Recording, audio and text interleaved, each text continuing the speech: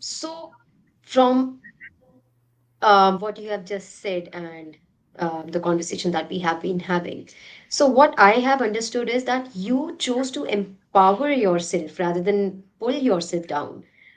Could you share a bit about that journey a bit further? Could you tell us a bit more how did you used to talk to yourself, or did you used to make yourself understand, or what was that journey like? The journey is very tough, but I think, like what I did, I focused my energy in writing poetry, or I focused my energy in trying to, in my studies, right?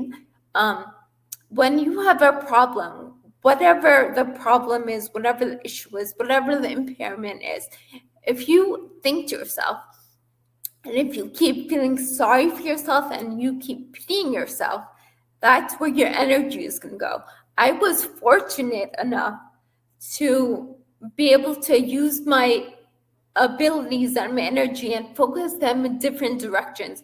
So I didn't just sit there and say, oh, poor me, I can't write as nicely as I can, or I can't paint pictures as nicely as I used to.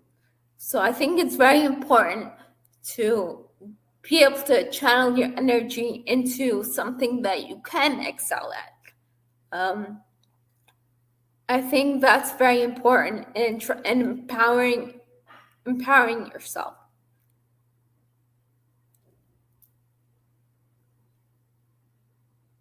And also Absolutely.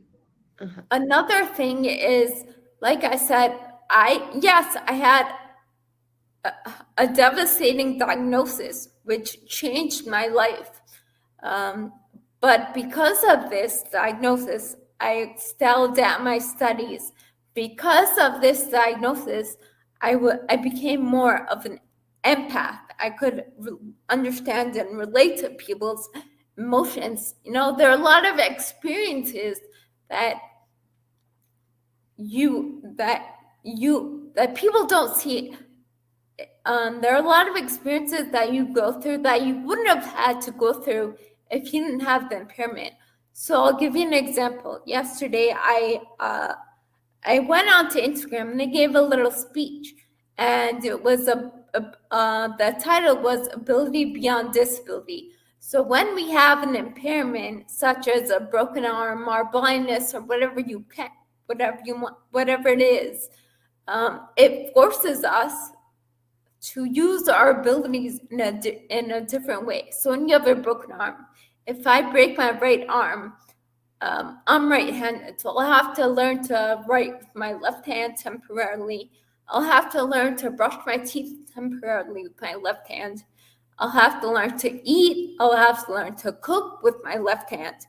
And I wouldn't have gotten this opportunity had I not broken my right arm. So it's something to really think about, but a disability is kind of like an opportunity in disguise.